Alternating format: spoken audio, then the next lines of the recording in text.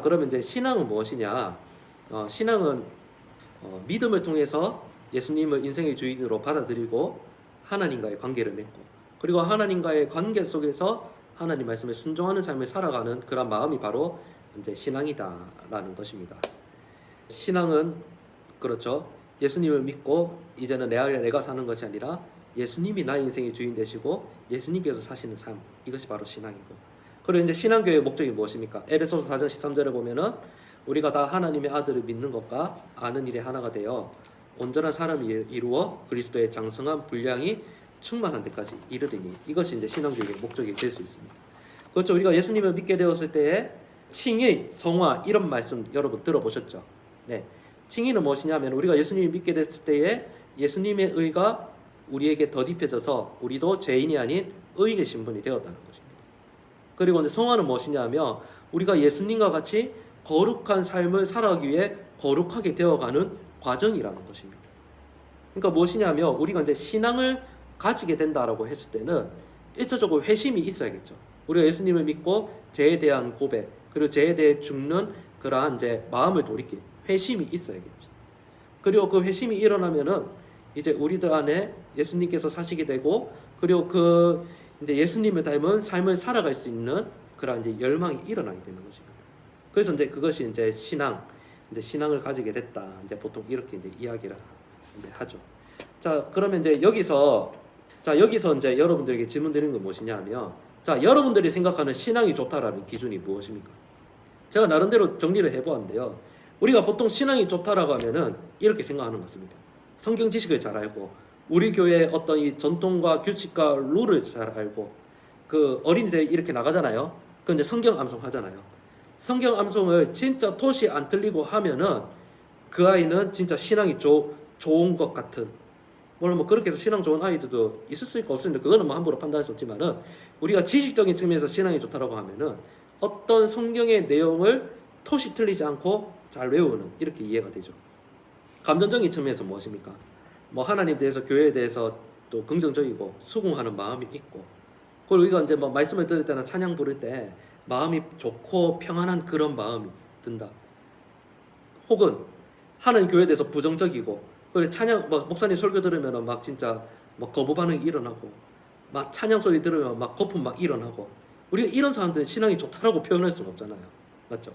정서적으로는 어떤 긍정한, 교회와 하나님의 긍정적인 마음. 그 의지적 측면은 무엇입니까? 이제 교회 생활 열심히 하는 사람들, 이 사람 진짜 예배도 안 빠져. 이 사람 뭐 전도회 모임이고 뭐 교육 양육 모임이고 열심히 참석합니다. 그리고 보면은 교회에서나 또 밖에서 이제 다른 사람들한테 양보하고 섬기고 배려하는 그런 모습들도 많아요. 그런데 놀라운 사실은 무엇입니까?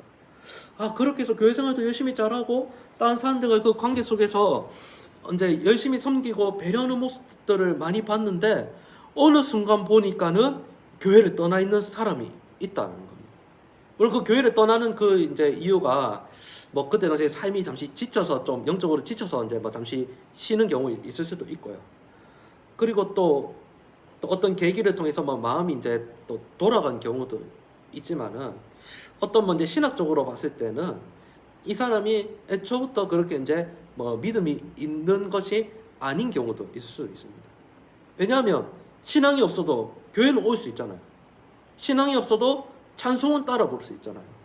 그리고 교회 다니는 사람이 아니라고 하더라도 충분히 옆에 사람 겸손하게 배려하고 섬기는 행동들은 할 수 있잖아요. 그리고 앞서 말씀드렸듯이 성경 암송을 잘한다고 해서 그 아이 신앙이 됐냐? 어릴 때는 우리 아이가 신앙 그 말씀 암송 잘했는데 중학교 가고부터는 뭐 교회를 안 다니고 이제 청년 되니까는 이제 교회 떠났어요. 이렇게 말씀하는 분들 있잖아요.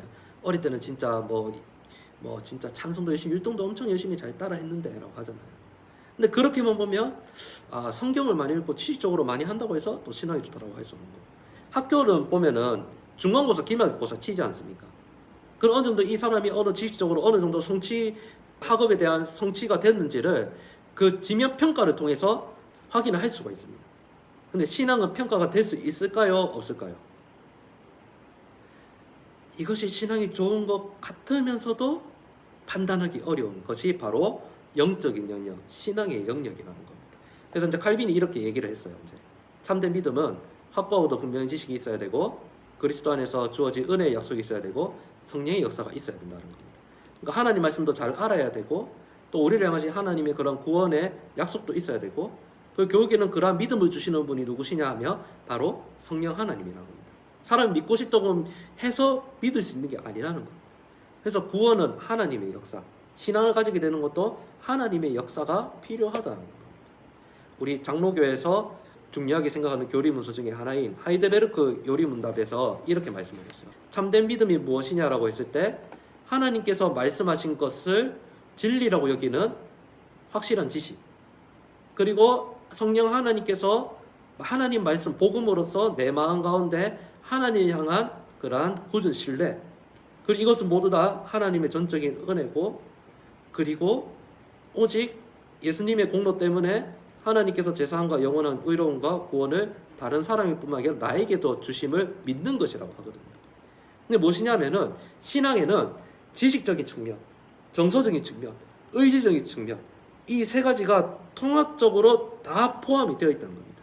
지식적으로 하나님 안다고 해서 신앙이 좋다 할 수 없는 거고, 근데 교회에 대해서 긍정적인 마음을 가지고 있다고 해서 그것이 신앙이 좋다라고 할 수 없는 것이고, 그리고 이제 행동적인 측면으로서 뭐 교회에 잘 참석하고 그리고 뭐 다른 사람들 다 돕는 그러한 모습이 외형적으로 나타난다고 해서 그것만으로 신앙이 좋다고는 할 수가 없다는 겁니다.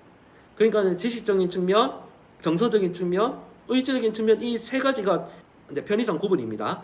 이 세 가지가 통합적으로 일어나야지 바로 그것이 바로 이제 신앙이 있다 혹은 신앙이 일어난다라고 그나마 표현할 수 있겠다라는 겁니다.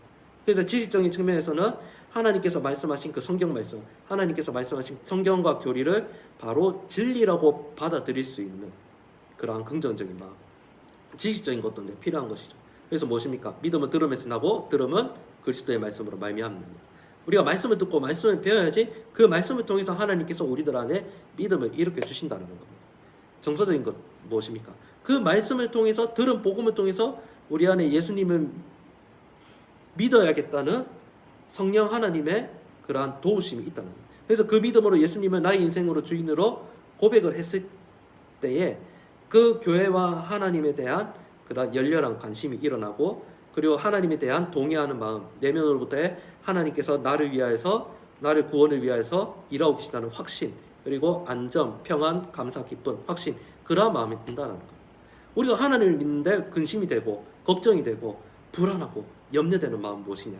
그것은 하나님 주시는 마음이 아니라 바로 사단이나 다른 영들이 주시는 마음이란 말이에요. 우리가 신앙을 가졌을 때 하나님을 향한, 교회를 향한, 말씀을 향한 동의하는, 확신하는 마음이 있고 하나님 주시는 기쁨과 감사와 평안이 있다라는 겁니다. 그렇기 때문에 하나님께서 예수님을 통해서 나를 구원해 주셨고 나에게 새 생명을 주셨기 때문에 내가 예수님을 위해서 정말 헌신하는 삶을 살고 싶다, 정말 내가 그리스도인다운 삶을 살고 싶다라는 그러한 삶을 의지적으로 결단하게 되는 모습까지 일어나게 된다는 겁니다. 이것이 무엇입니까? 바로 암과 삶이 일치하는 신앙이라는 겁니다.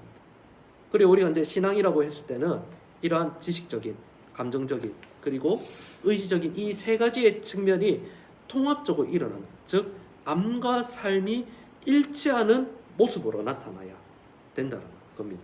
그래서 그것이 그나마 신앙이 있다, 신앙이 무엇이냐라고 그렇게 우리가 말할 수 있겠다라는 겁니다. 우리가 바울은 로마서나 갈라디아서를 통해서 믿음을 강조했거든요. 오직 믿음으로 말미암아 살리라고 강조했거든요. 야고보서에서 야고보는 무엇을 많이 강조했습니까? 행함이 없는, 실천이 없는 믿음 그 자체가 죽은 것이라고